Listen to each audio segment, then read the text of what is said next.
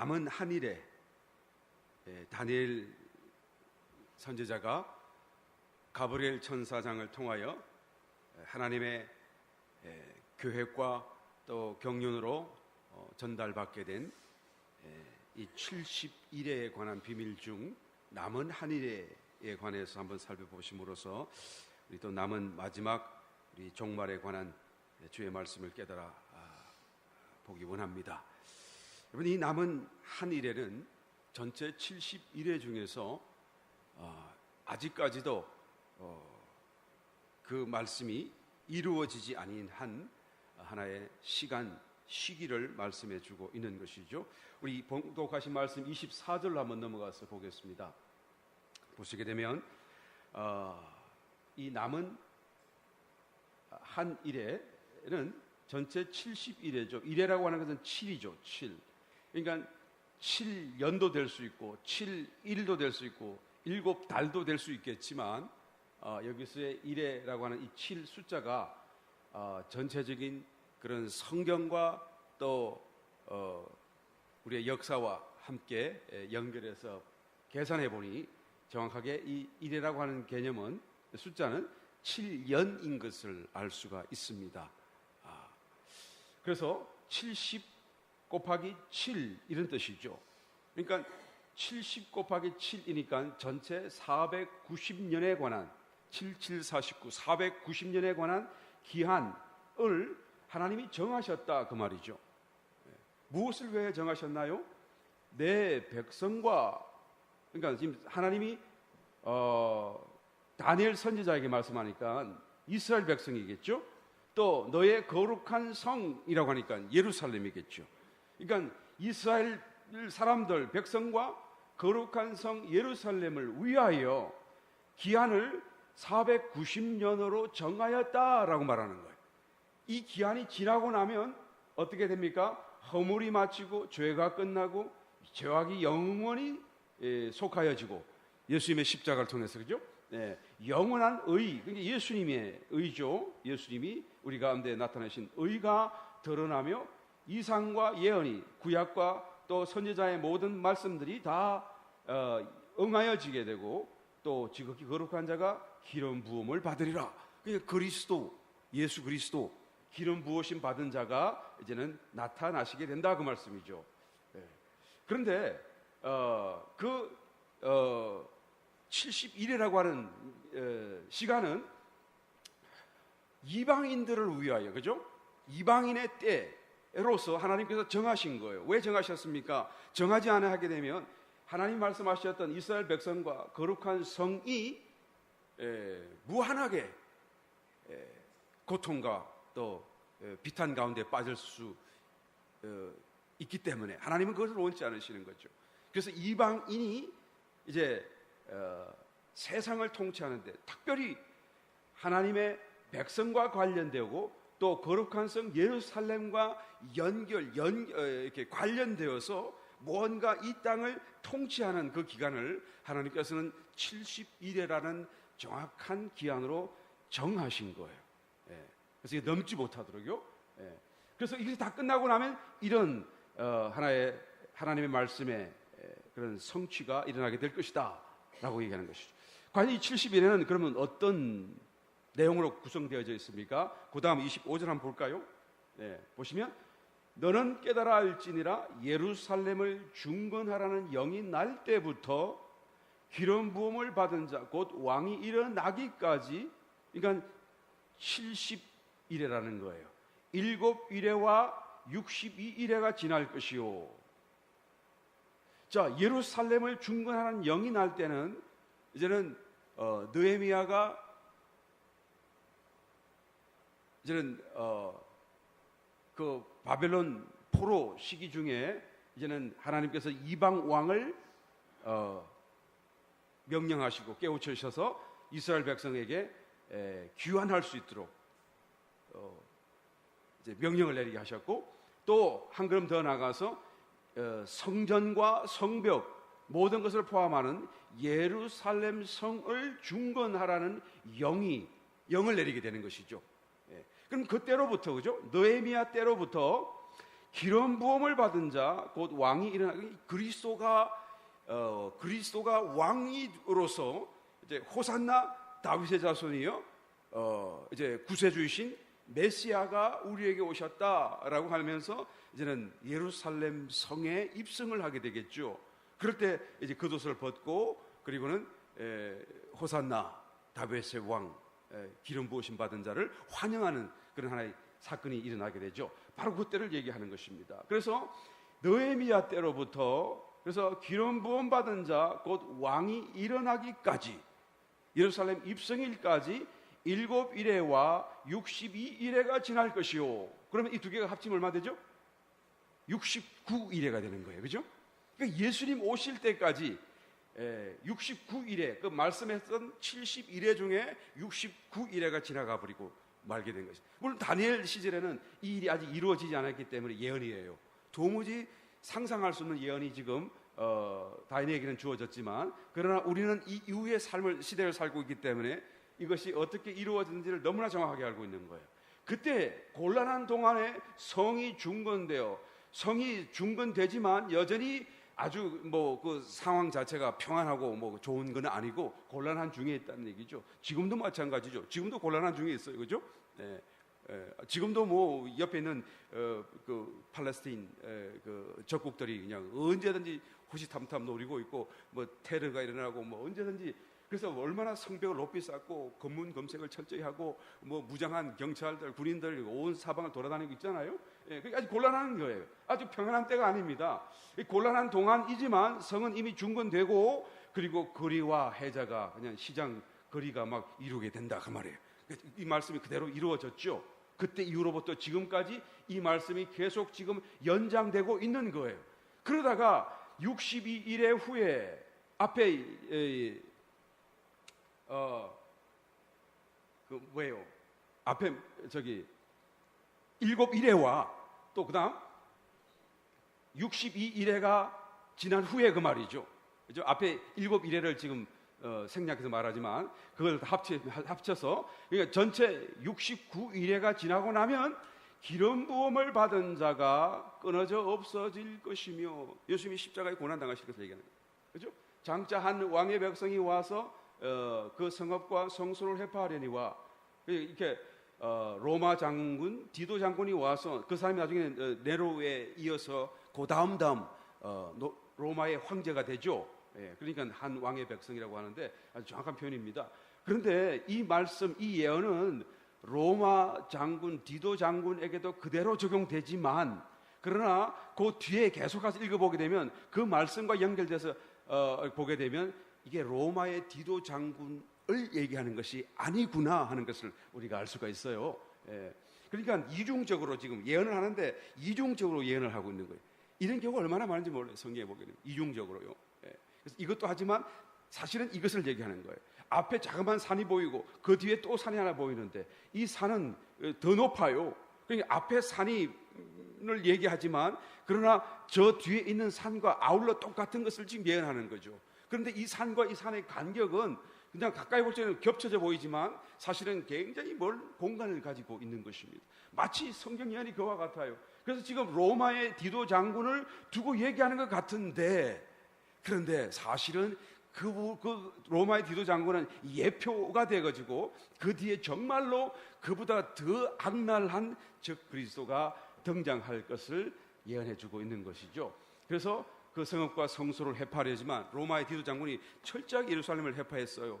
그런데 나중에 이제 정말 곧 오게 될 적 그리스도는 예루살렘을 더 철저하게, 완전하게, 완전 분노를 가지고 막 그냥 정오심을 가지고 부셔버리는 거예요.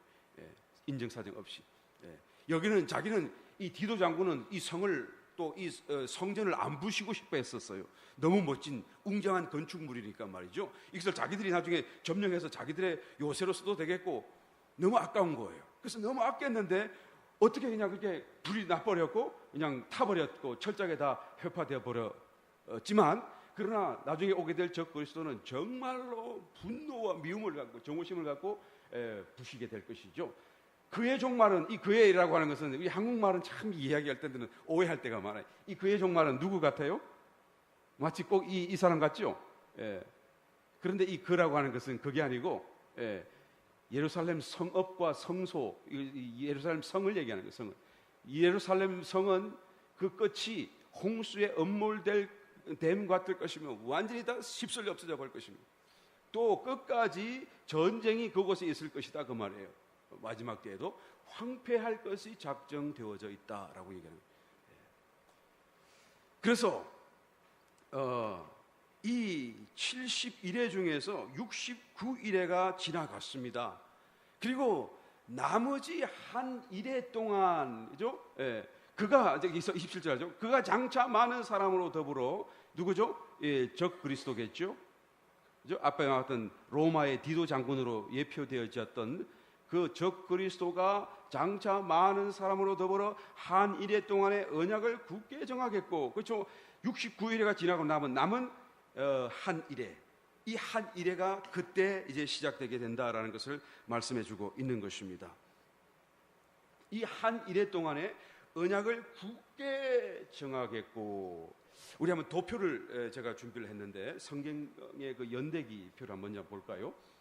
다니엘 70일에 예루살렘 중건하라는 영이 나게 되면 느헤미 2장에 나오죠.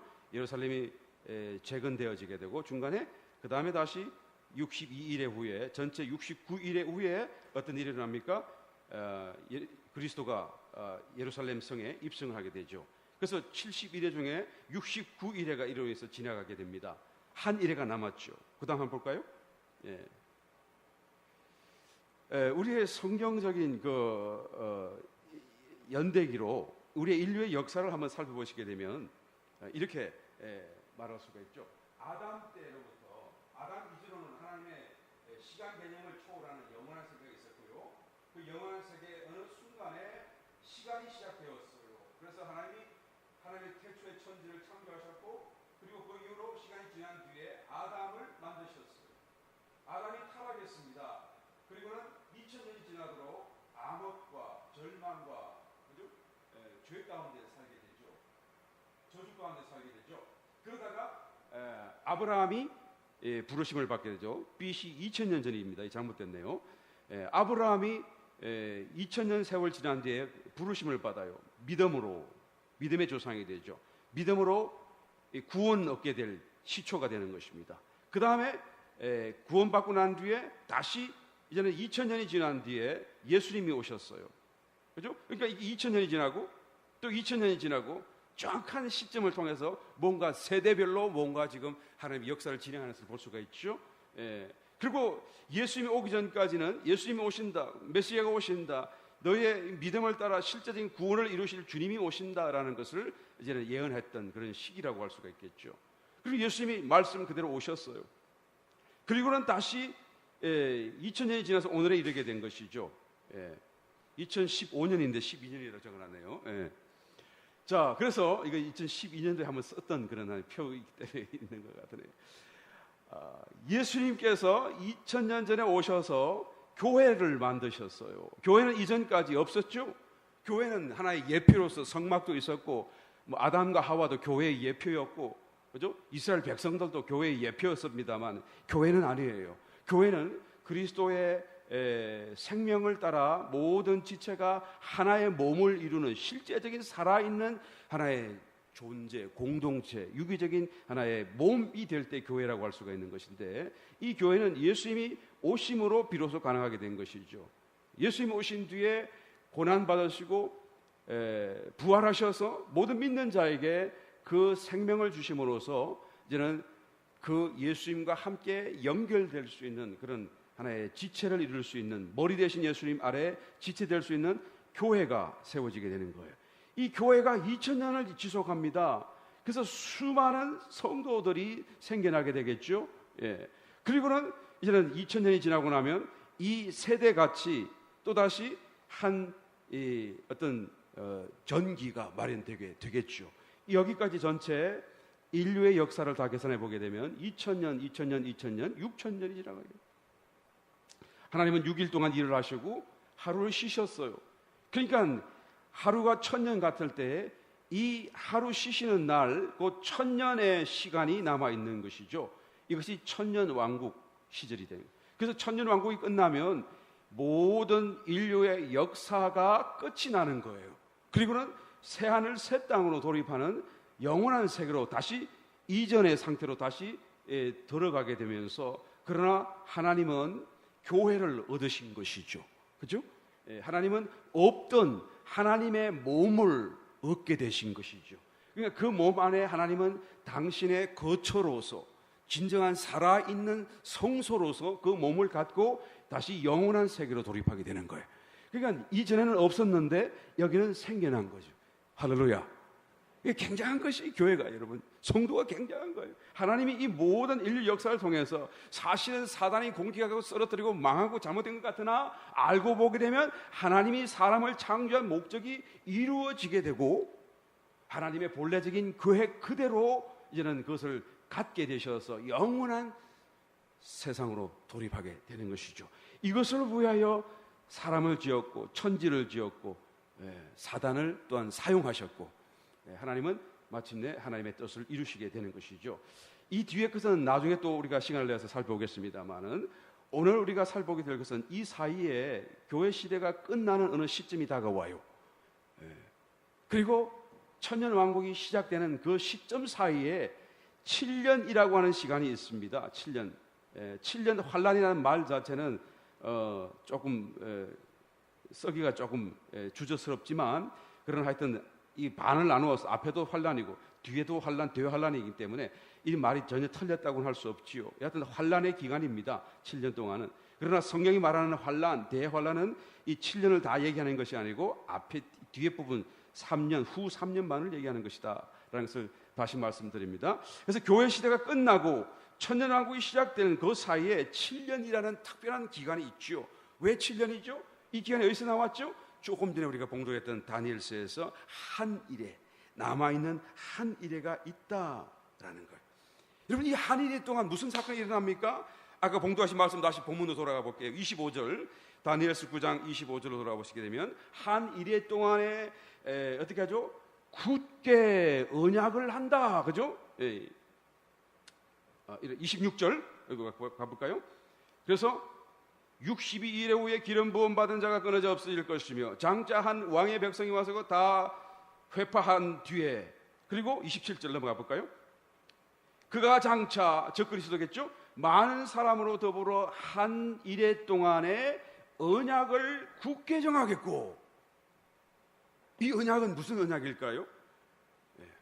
지금 미국이 이스라엘과 또 중동의 그런 평화를 위해서 계속 애를 쓰잖아요. 왜 애를 씁니까? 서로 손잡고 전쟁하지 말고 싸우지 말고. 왜 그러죠? 그게 바로 그냥 중동의 화약고라고 말을 합니다만, 사실은 세계 전쟁을 촉발할 수 있는 가장 민감한 지역이 바로 이스라엘과 또 이 중동 간의 그런 하나의 전쟁 상황이죠. 만약에 중동 국가가 이스라엘을 점령해 들어가기 시작하게 되면 그것은 곧바로 세계 전쟁으로 연결될 수밖에 없습니다. 왜 그런가 하면 미국의 그런 이권을 포기할 수 없고요. 또 소련, 러시아와 또 중국까지 말이죠. 자기들의 이권을 포기할 수 없죠. 그러니까 여하튼 이스라엘이 중동을 공격하든 중동이 이스라엘 공격하든 전면전이 일어났다고 한다면 전 세계가 서로 그냥 치고받는 각축장이 되어서 세계 전쟁으로 바로 연결될 수밖에 없는 상황이 이스라엘이라는 나라의 아주 특별한 성격을 말씀해주고 있는 것입니다. 그래서 늘 미국이 그죠? 싸우지 말도록 자꾸 달래는 거예요. 그래서 이스라엘과 중동의 그런 어떤 그 평화 조약을 애쓰지만 그게 잘 되나요? 앞에서는 손을 잡고 웃는 것 같으면 뒤로 가면 막 서로 욕하고 거짓말쟁이라 그러고, 그죠? 그리고 언제든지 약속했다가도 하루아침에 파기해버리는 이런 사태가 계속 반복되고 있는 것이죠. 그러니까 이스라엘은 어떻게 해요? 언제든지 전쟁 준비해요. 비행기가 떴다 그러면 자기 나라 국경을 넘기도 전에, 그죠? 그것을 쏘아 떨어뜨려야 돼요. 왜 그렇습니까? 만약에 국경까지 넘어오기를 기다렸다가는 그냥 예루살렘까지 오는 거리가 1분도 안 되기 때문에 막을 도리가 없어요. 그러니까 근처에 떴다 그러면 바로 쏘아야 되는 거예요. 그러니까 1분 상관으로 모든 것을 다 가동시킬 수 있을 만큼 어마어마한 이게 전쟁 준비 상태, 그죠? 그런 상태로 늘 그냥 가슴 졸이면서 살고 있는 그런 상태가 바로 이스라엘이다라고 말할 수가 있는 것이죠. 그래서 무기를 내려놓을 수 없어요. 그런데 이 적 그리스도가 자기 왕국을 만들게 되면, 그 때가 되게 되면 하나님이 정하셨던 남아있는 한 일의 시간이 시작되는 그 시점이 되게 되면 어떻게 됩니까? 그가 이제는 등장을 하고 이스라엘 가운데 나타나서 이제는 중동의 모든 위협을 다 말소하면서, 다 자기가 그냥 이렇게 제어하면서 이스라엘에게 평화를 약속해 주는 거예요. 어느 정도로 평안하냐? 자기들이 그냥 모든 성벽을 다 무너뜨리고 문을 열어놓고 살아도 괜찮을 만큼 말이죠. 아무런 염려 근심 없도록 정말로 평화롭게 살 수 있도록까지 이 적 그리스도가 한 일해 동안 7년 평화 조약을 만들어 주게 되는 거예요. 그래서 중동 사람에게도 또 주변 국가들에게도 다 많은 사람에게 그것을 그냥 강압적으로 이렇게 외교적으로 또한 그것을 만들어내서 그들이 타치하지 못하도록 만들어버리고, 그리고 이스라엘에게는 평화를 약속해 주게 되는 것이죠. 어느 정도로 평화냐? 이스라엘 나라가 자기들의 수군인 성전을 짓고도 전쟁하지 않고 살 수 있고, 그 지은 성전에서 제사와 또한 이렇게 예물을 드릴 수 있는 그런 완전한 정말 평화를 약속해 주게 되는 거예요. 그 적 그리스도가 그의 힘을 통해서 주변 모든 중동 국가를 다 제압하고 꼼짝 못하게 만들어 놓고 이제는 이스라엘 마음대로 평화롭게 살도록 하는 것이죠. 그 대신 아마 적 그리스도는 또 이스라엘로부터 굉장한 어떤 무언가를, 물질을 이렇게 아마 요구받겠죠. 약속 받겠죠. 하여튼 거기에 상당한 반드시 어떤, 그죠? 굉장한, 지금은 다 알지 못하겠지만 하여튼 굉장한 하여튼 재력이나 어떤 것들을 공급받게 될 것입니다. 그래서 적 그리스도가 두말하지 않고 그것을 얻기 위하여 언약을 맺어주는데, 그러니까 중동 주변 국가를 꽉 눌러야 되니까 얼마나 꽉 눌러야 됩니까? 굳게 정하겠고, 그래서 성전을 짓고도 괜찮을 만큼, 그래서 이스라엘 백성들이 얼마나 편안한지 그냥 단단한 벽들, 지금도 계속 그냥 틈만 나면 벽을 쌓아 올리잖아요. 가시철망하고 막 그죠? 그 다 무너뜨리고 그냥 문 열어놓고 살고 할 수 있을 만큼. 그래서 제사 지내는 그런 평화의 시대로 돌입하게 될 것입니다. 그래서 7년 곧 한 일에, 남은 한 일회가 그렇게 시작될 거예요. 그러니까 평화 조약이 딱 맺어지고, 그리고 이제는 이스라엘 백성들이 그렇게 평화롭게 이제는 삶을 새롭게 시작하는 그 시점이 바로 이 남은 한 일회의 시점의 출발이다라고 말할 수가 있는 것이죠. 사실 여러분, 이스라엘 백성들이 지금 중동 그 모든 이슬람권의 제2성전이라고 하는, 그죠? 그 바위 돔 사원이 있는 그 자리를 밀고 성전을 지을 수 있긴 하겠어요?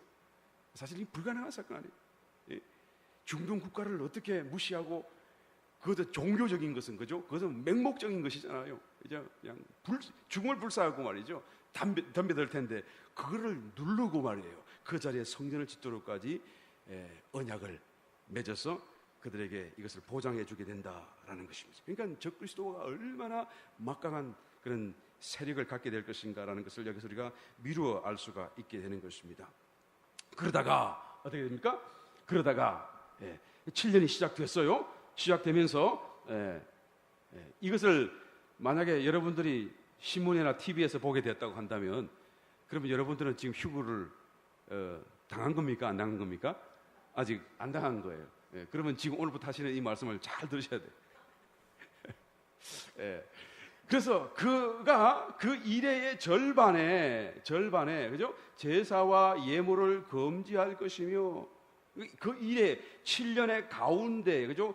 전 3년 반 동안에는 평화롭게 지내게 했다가 그 평화로운 전 3년 반이 지나고 후 3년 반이 시작되면 그 되는 시점이 어떻게 알게 되느냐? 갑자기 말해요. 돌변하는 거예요. 자기가 세웠던, 굳게 정했던 평화의 언약을 자기가 스스로 그냥 깨뜨리면서 제사를 못 지내게 해요.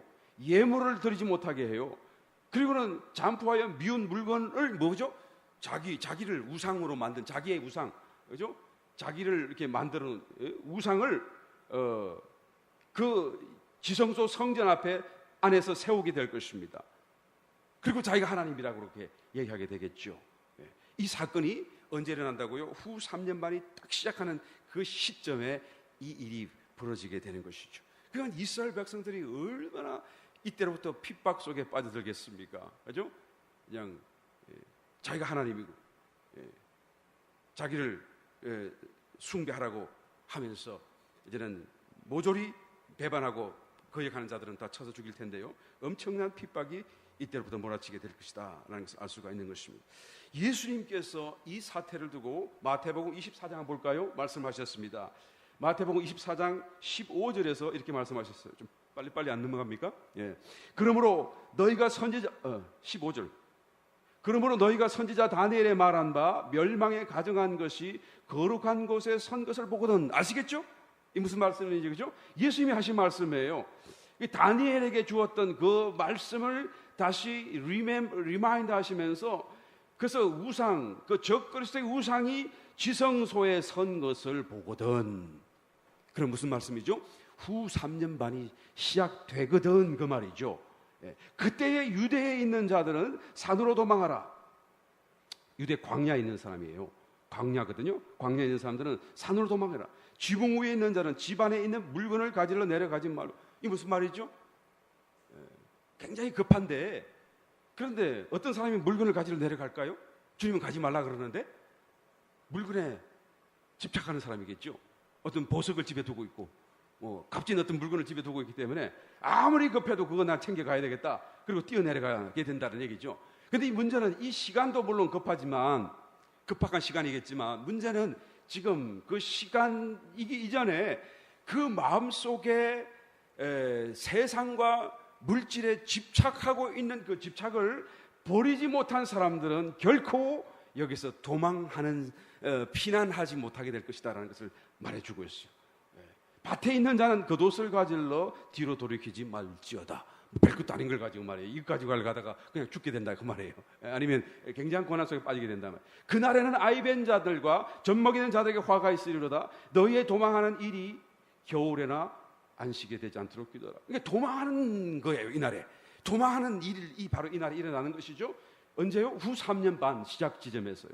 겨울이나 안식일에 되지 않도록 기도해라. 한번 볼 거예요. 겨울이 되든지 안식이 되든지. 만약에 겨울이 되든지 안식이 된다고 한다면 그것은 기도하지 않았기 때문에 그런 거예요. 성도가요. 그렇죠? 또 이스라엘 백성들이 기도하지 않았기 때문에 그런 것이겠죠. 근데 반드시 그냥 기도하지 않으면 겨울이나 안식일에 될 거예요. 예수님이 그냥 할 일 없이 이것을 말씀하셨겠어요? 그냥 두면 겨울이나 안식이 될 건데 그게 되지 않도록 기도하라고 말이에요. 너희가 이것 때문에 오히려 도망가지 못하면 안 된다 그 말이죠. 이는 그때에 큰 환란이 있겠음이라. 창세로부터 지금까지 이런 환란이 없었고 후에도 없으리라. 그 날들을 감하지 아니할 것이면 모든 육체가 구원을 얻지 못할 것이나 그러나 택하신 자들을 위하여 그 날들을 감하시리라. 그럼 무슨 말이에요? 택하신 자들이 이때 있다 없다? 이때까지도 있다 없다? 있다 그 말이지. 있다. 물론 이스라엘 백성들도 이 택하신 자들에 포함되고요. 또 믿는 신약 성도들도 포함되겠죠. 여하튼 이 마지막 3년 반이 시작되는 그 시점, 도망가야 될 그 시점에 택하신 자들이 남아있기 때문에 그 날들을 하나님이 일부러 감하셨다라고 지금 말씀해주고 있는 것입니다. 이 날이 그렇게 두려운 날이고 큰 날이다라는 것입니다. 요한계시록 12장 13절 이하의 말씀을 볼까요? 요한계시록 12장, 우리 지난 시간에 살펴본 것처럼 12장에 한 여인, 그죠? 머리에 12별 면류관을 쓰고 또 해를 옷 입고 또 발 밑에 달을 디디고 있는, 그리고 사내 아이를 출산한 한 여인, 어떤 심볼로 이렇게 그려져 있는 한 여인이 등장을 합니다. 이 여인이 누구라고요? 이제 요셉이 꿈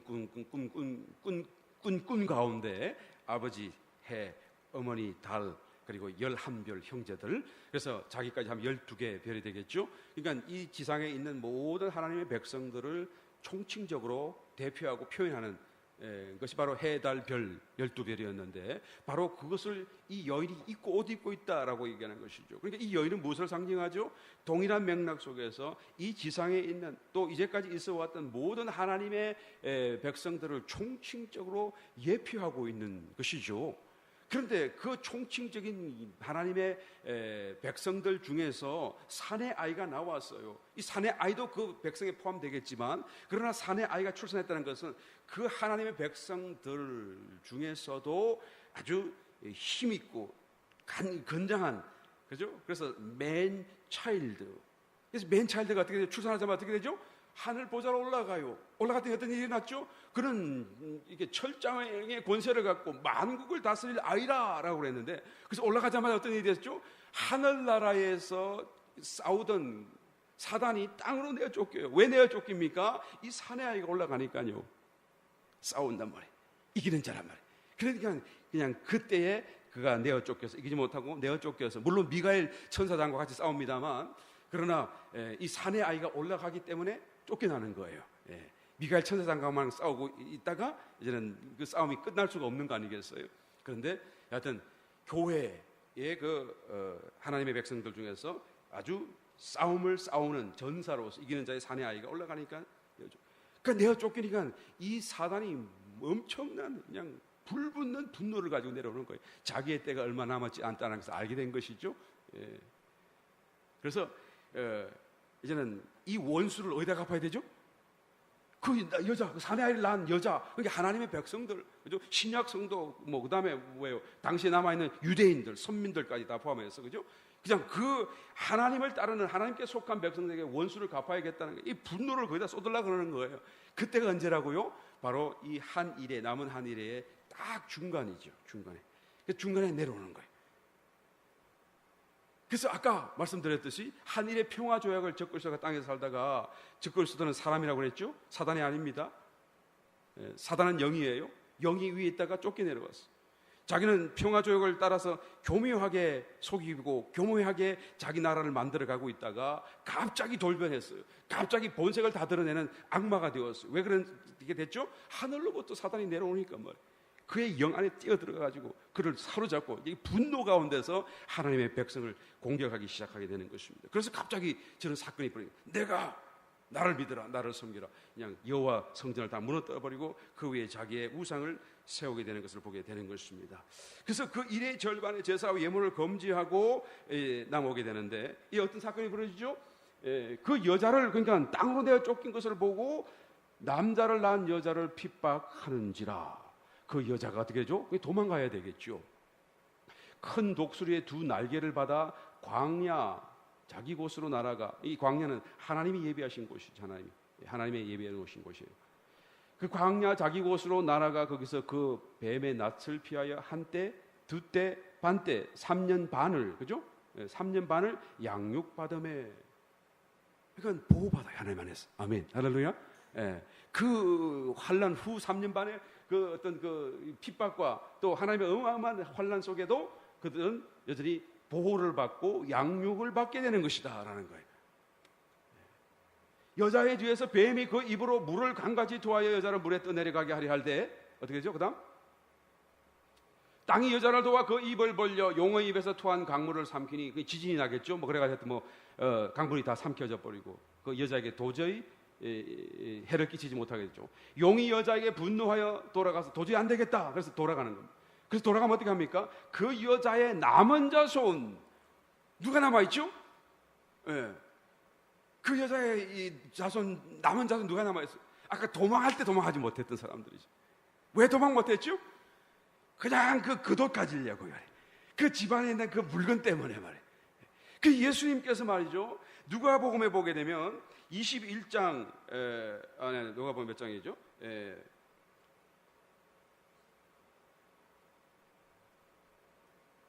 어디요? 여기 나와. 누가복음 17장 맞네. 여기 보게 되면 예수님 말씀하면 인자에 나타난 날에도 이러하리라. 그때 말씀을 이제 상황을 얘기하죠. 예언적으로 그날에 많은 사람이 지붕 위에 있고 그 세간의 집안에 있으면 그것을 가지고 내려오지 말 것이고 밭에 있는 자도 이와 같이 뒤로 돌이키지 말 것이니라. 아까는 마태복음이었고 이 누가복음에서 나오는 것이죠. 롯의 철을 생각하라라고 얘기하는 거예요. 롯의 처가 어땠었죠? 예. 이 도망가는 이게 하나님의 피신이라는 길을 가다가 고개를 돌아본 거야. 왜 돌아보았죠? 집착, 애착이 남아가지고 말이야. 그 어떻게 됐죠? 소금 기둥이 되고. 주님이 지금 얘기하는 거예요. 이 사람들 어떤 사람들이죠? 이렇게 될 것이다 그 말이에요. 그 물어 자기 목숨을 보고 나가지 않은 자는 이럴 것이 이러지 않은 살리라 이 말이 자기의 그죠? soul life, 자기의 마음의 어떤 그런 자기 자신을 치지 못하고 자기 십자가를 지지 못하고 자기의 목숨을 내어놓지 못하는 자기의 옛사람을 따라 살겠다고 하는 그 사람은 결코 살지 못하게 될 것이다 라고까지 말씀하는 것을 보게 되는 것입니다. 그래서 그 남은 자손들이 이제는 아까 말씀 속에 요한계시로 다시 돌아가서 볼까요? 도망가지 못한 사람이에요. 도망가지 못한 사람들. 그래서 여자에게 안 되니까 그 여자의 남은 자손 그럼 어디에 있을까요? 예루살렘에 있겠죠, 그죠? 왜 또 바로 남은 자손 예루살렘에 있겠죠. 예루살렘 그대로 있겠죠. 이스라엘 그대로 있겠죠. 지금 이 말씀들은 사실은 예루살렘과 이스라엘 백성과 연관되어서 대체적으로 거기에 포커스가 맞춰서 말씀하고 있는 것입니다만, 그러나 사실은 전 세계적으로 다 동시에 이때는 적용되는 말씀이에요. 그러나 지금 여하튼 이것이 대표적인 그런 성격을 가지기 때문에 여기다가 지금 포커스를 맞춰서 얘기를 하고 있을 뿐이죠. 여하튼 그 남은 자손은 예루살렘에도 있을 것이고 이스라엘에도 있을 것이고 미국에도 있을 것이고 일본에도 있을 수 있고 그죠? 전 세계적으로 있을 수 있어요. 그러나 여기서는 지금 그가 돌아갔으니까 어디로 갔을까요? 예루살렘으로 갔겠죠. 그래서 그 예루살렘에 이스라엘에 남아있는 자손 곧 하나님의 계명을 지키며, 그러니까 지금 이스라엘 유대인들 얘기해요. 예수의 정거를 가진 자는 신약 성도를 얘기해요. 그러니까 유대인들 가운데서도 신약 성도가 이때는 있고요. 많지는 않겠지만 또 이스라엘에 있는 이방인으로서의 또한 신약 성도들도 있겠죠. 여하튼 간에 그들과 더불어 싸우려고 어디에 섰다고요? 바다 모래 위에 섰더라. 그런데 이 말씀이 다니엘서 11장 28절 말씀으로 넘어가서 볼까요? 거기도 나와요. 보겠습니다. 여기서 이제 다니엘서에서 이제 말씀은 북방왕은 바로 지금 적그리스도를 예표하고 있거든요. 북방왕, 남방왕이라고 하는 것은 애굽, 이집트의 그런 왕을 얘기하고 있고 예표하고 있습니다. 하여튼 북방왕은 적그리스도를 예표하고 있어요. 매우 정확한 하나의 예표입니다. 많은 재물을 가지고 본국으로 돌아가니 이집트를 한번 쳐들어왔다가 크게 싸움을 이기지 못하고 그냥 돌아가게 돼요. 그러나 하여튼 재물은 많이 가지고 돌아가게 됩니다. 그런 마음으로 거룩한 언약을 거스르며 임의로 행하고 본토로 돌아갈 것이며, 왜 이때 재물을 가지고 돌아가게 되는가? 왜 마음으로 거룩한 언약을 거스리는가 하는 것은 요때가 이제는 3년 후 3년 반이 시작되는 시점이에요. 그가 먼저 7년 한 1회 동안 그 평화 조약을 맺어가지고 그 사이에 이제는 아마 그때 애굽 이집트가 말을 안 듣는가 보죠. 그러니까 밑으로 공략해서 들어가게 되는 거예요. 그래서 공격했다가 완전히 다 패배시키지는 못하지만 그러나 많은 어느 정도 성년을 이끌고 이루어서 많은 재물을 빼앗아서 본국으로 돌아가게 돼요. 북방 올라가게 되죠. 그런데 그때가 바로 이 후 3년 반의 시작 지점이에요. 이 지점이. 내가 시간 관계에서 앞뒤에 다 꺼내서 얘기를 합니다. 요때가 바로 다니엘서 11장 요 시점이 이집트를 한번 공격하고 들어갔다가 다시 돌아갈 때가 이 후 3년 반이 시작하는 시점이에요.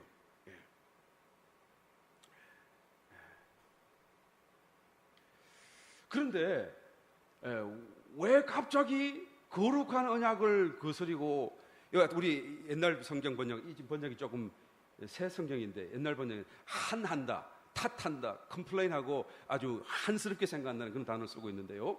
왜 거룩한 언약을 한합니까? 갑자기요?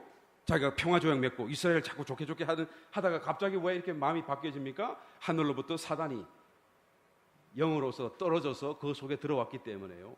그러니까 완전히 이제는 사단과 같이 돌변하게 되는 것이죠.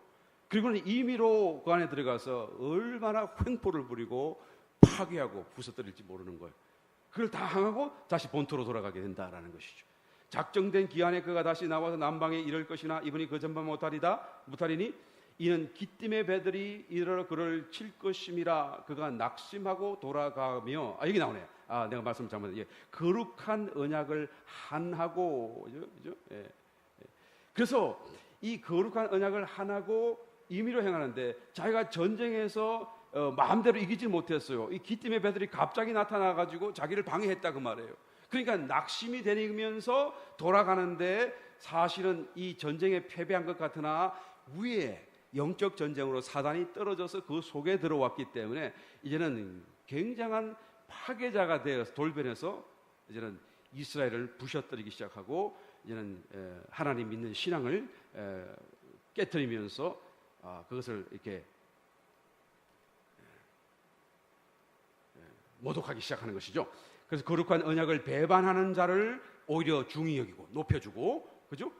그 사람을 오히려 높이 세워주고 그 사람을 이용하고 되게 되고, 군대는 그의 편에 서서 성소 곧 견고한 곳을 더럽히며 매일 드리는 제사를 폐하며 멸망케 하는 미운 물고를 세울 것이며, 그죠? 어디에 세우죠? 지성에 세우는 거예요. 그가 또 언약을 배반하고 악행한 자를 계율로 앞에 높이 세웠다가 그를 또한 타락시켜가지고 아주 전적으로 이제는 망하게 만드는 것이죠. 오직 자기의 하나님을 아는 백성은 강하여 용맹을 바르리라. 그 중에도 여전히 좀 깨어있는 사람이 있고 하나님의 신앙을 버리지 않는 사람이 있었어요. 백성 중에 지혜로운 자가 많은 사람을 가르칠 것이나 그들은 또 사람들을 가르칠 거예요. 적그리스도를 따르지 못하도록 할 것입니다. 그들이 칼날과 불꽃과 사로잡힘과 약탈을 당하여 여러 날 동안 쇠퇴하리라. 공격당하겠죠, 당연히. 그들이 쇠퇴할 때에 도움을 조금 얻을 것이나, 이 자세히 설명하고 있는 거죠. 그냥 쇠퇴했다가 도움 얻고 막 이런 아주 작은 일들까지 지금 예언적으로 상세하게 얘기하고 있는 것이죠. 많은 사람은 괴휼로 그들과 친합할 것이며, 그다음 또 그들 중 지혜로운 자 몇 사람이 쇠퇴하여 무리로 연단되며 정결케 되며 희게 되어 마지막 때까지 이르게 하리니 이는 작정된 기한이 있음이니라. 이 기한이 뭐죠? 한일에, 그죠? 한일에 남았던 이제 3년 반에 남았는 시간이죠. 그 기간이 있기 때문에 그 중에서 오히려 연단되고 정결케 되고 희게 되는 무리도 생겨나게 될 것이다. 그래서 이 사람들은 나중에 지상 재림하시는 주님을 보게 되고 주님을 메시아로서 깨닫고 통곡하고 울고 회개하는 사건이 벌어지게 되겠죠. 하여튼 준비하는 시간 작업이에요. 36절 이 왕이 자기 뜻대로 행하며 스스로 높여 모든 신보다 크다 하며 비상한 말로 신들의 신을 대적하며 형통하기를 분노하심이 쉴 때까지 하리니 이는 그 작정된 일이 반드시 이룰 것임이니라. 그가 모든 것보다 스스로 크다 하고 그 열조의 신들과 여자의 사모하는 것을 돌아보지 아니하며 아무 신이든지 돌아보지 아니할 것이나 그 대신에 세력의 신을 공경할 것이요 또 그 열조가 알지 못하던 신에게 금은 보석과 보물을 드려 공경할 것이며 그는 이방신을 힘입어 크게 견고한 산성들을 취할 것이요 물을 그를 안다 하는 자에게는 영광을 다하여 여러 백성을 다스리기도 하고 그에게서 뇌물을 받고 땅을 나누어 주기도 하리라. 여러분 이것이 바로 후 3년 반에 시작하는 시점에 일어날 일들을 지금 다니엘서가 자세하게 설명해주고 있는 것이죠. 이럴 때 이 사람들이 적그리스도를 필두로 애굽 땅을 치러 갔다가 기띔의 배들의 방해를 받고 뜻을 이루지 못하여 낙심하고 돌이키고 하늘로는 사단의 영이 내려와서 그 속에 들어오고 이제는 완전히 발광하듯이 이제는 그 분노를 표출해내기 시작하는데 어디로 가요? 그냥 가지 않고 예루살렘으로 들어가서 일단은 성소 그냥 들어가서 자기의 우상을 세우고 앞에 좋았던 평화 조약을 다 무시해버리고 이제는 탄압하고 엄청난 핍박 속에 들어가게 되는 것이죠. 그 다음에 누가복음 21장 20절로 보시게 되면 너희가 예루살렘이 군대들에게 에워싸이는 것을 보거든. 무슨 말씀인지 아시겠죠? 그런 상황이 벌어지는 거예요. 왜 갑자기 예루살렘 군대들에게 에워싸이죠? 적그리스도가 애굽 땅을 치러 갔다가 마음대로 못하고 올라가던 길에 예루살렘을 들러가는 거예요. 갑자기 예루살렘을 아마 수억이 될 거라고요. 엄청난 숫자의 군대들을 갖고 에워싸는 거예요. 갑자기 자고 일어났더니 하루아침에 그냥 창과 칼이 번떡이면서 온 예루살렘을 둘러싸고 그런 사건을 보게 되거든. 그 멸망이 가까운 줄을 알라. 얼마 남았다고요? 3년 반 남았다 그 말이에요. 그때 유대에 있는 자들은 산으로 도망하고 성내에 있는 자들은 나갈 집에 촌에 있는 자들은 들어가지 말지어다. 이 날들은 기록된 모든 것을 이루는 형벌의 날이니라. 그날에는 아이벤 자들과 전명인 자들의 화가 있으리니 이는 땅에 큰 환난과 이 백성의 진노가 있겠음이로다. 저희가 칼날에 죽임을 당하며 모든 이방에 사로잡혀 가겠고 예루살렘은 이방인의 때가 차기까지 3년 반 한일에 남은 한일의 그 이제 3년 반이 차기까지 이방인들에게 밟히리라라고 말씀하는 것이죠.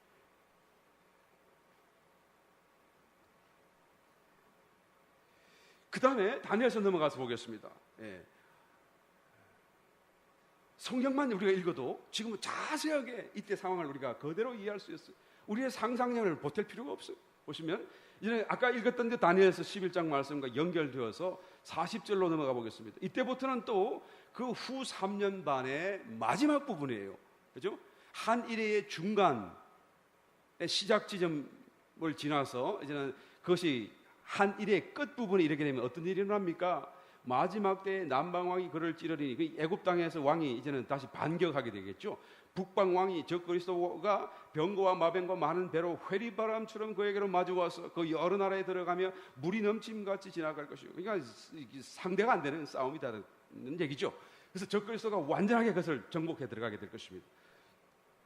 41절 그가 또 영화로운 땅에 이스라엘이겠죠. 들어갈 것이요 많은 나라를 패망케 할 것이나 오직 에돔과 모압과 암몬 자손의 존귀한 자들은 그 손에서 모압, 에돔, 모압, 암몬 이것은 바로 요단 강을 이제 기점으로 동편에 있는 나라들이죠. 그러니까 이 사람들은 전부 다 지금의 사우디아라비아, 이란, 이라크, 그다음에 저 밑으로까지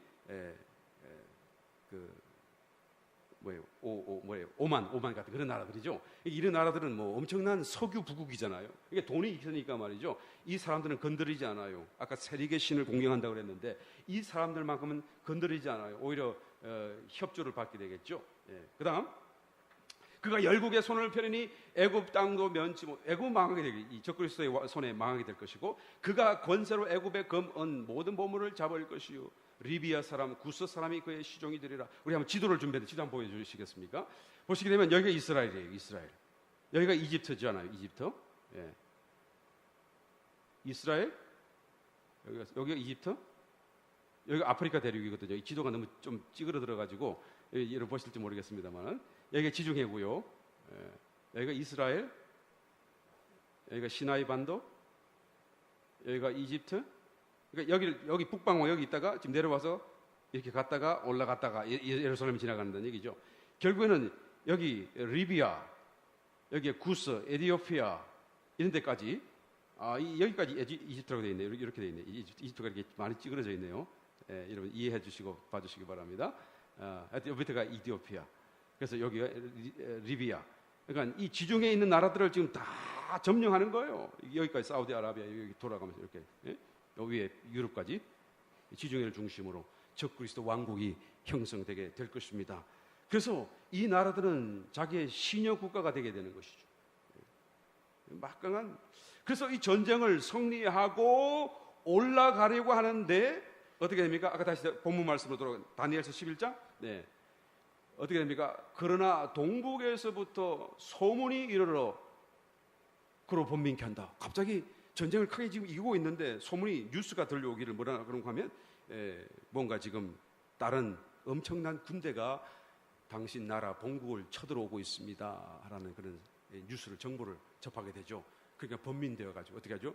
분노해서 이제 급하게 그 무리를 다 이끌고 이제는 다시 위로 올라가요. 올라가는데 예루살렘을 지나가 올라가야 되겠죠. 많은 무리를 다 돌이켜하며 진멸코자 할 것이요 그가 장막 궁전을 그러니까 텐트로 자기의 궁전 임시 거처를 바다와 영화롭고 거룩한 산 시온 그 예루살렘 산이죠. 감람산이겠죠.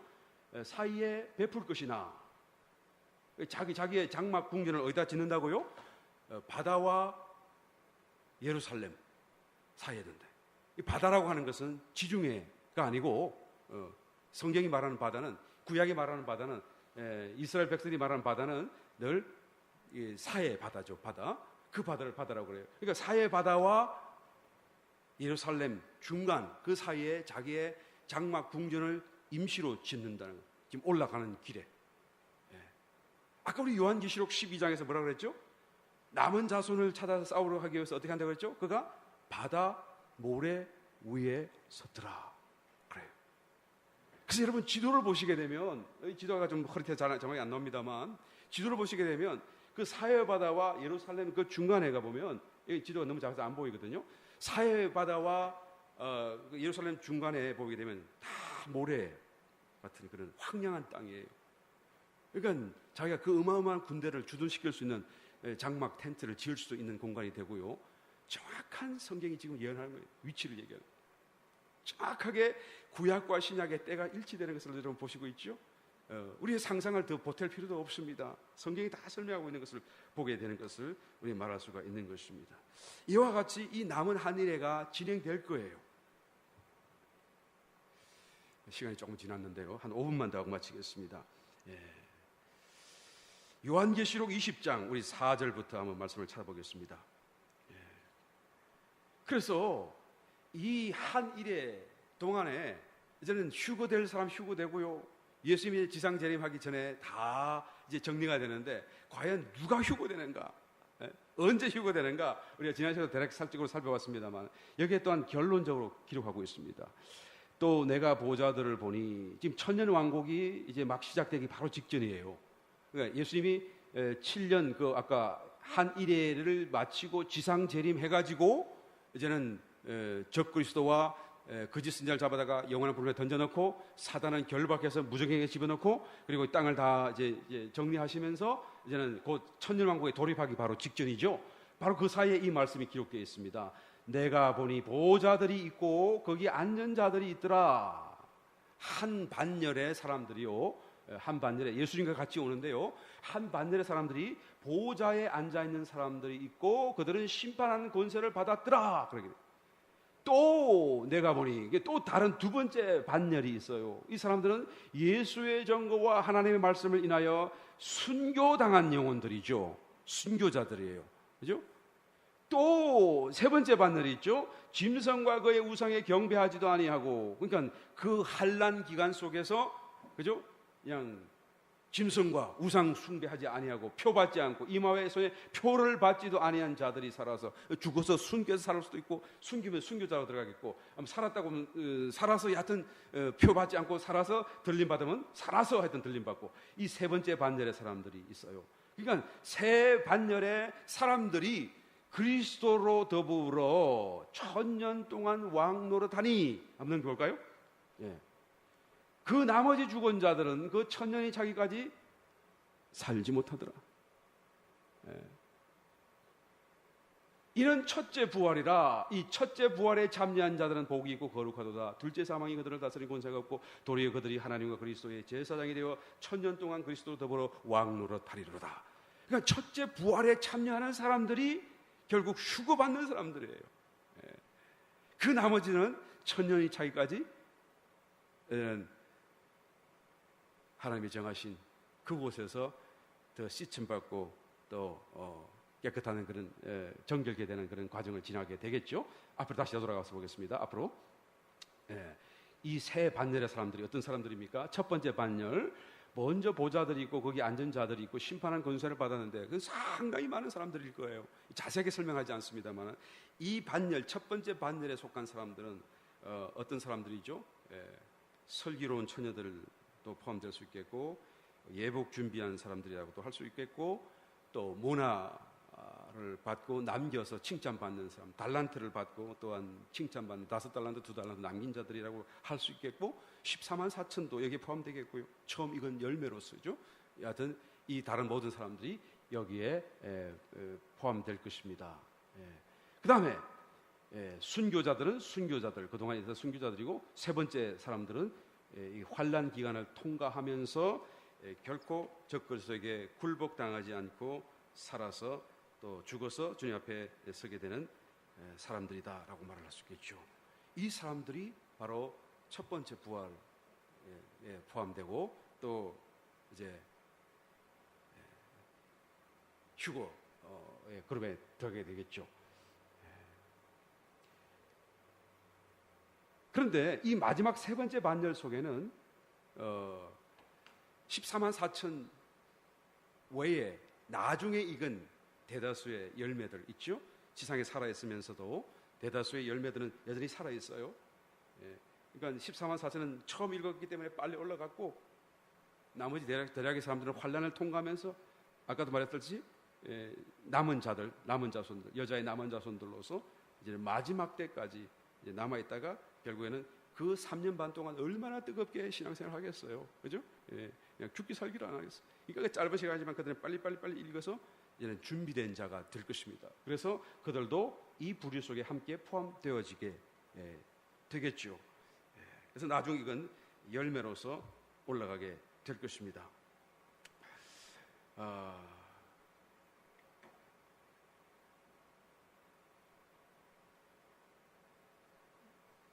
피난치 못하고 남아있던 그 사람들이 이제 적그리스도의 핍박 속에 바로 빠지게 되겠죠. 그러나 피난하게 된 그 사람들은 하나님이 정하신 그 광야 중에서 양육되어지고 보호되어지겠죠.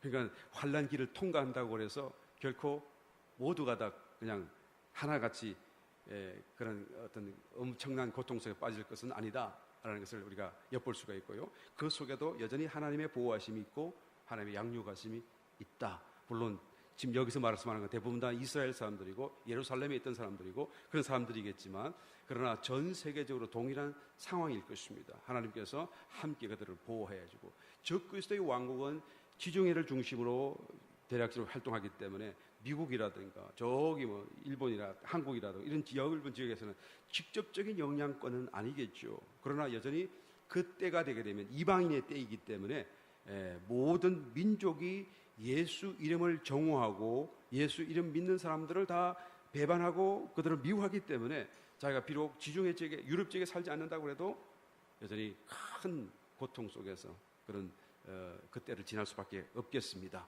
그러나 그럼에도 불구하고 하나님은 보호하시고 양육하시고 여전히 말씀을 따라 깨어있는 사람만큼은 피할 길을 열어주신다는 것을 알게 됩니다.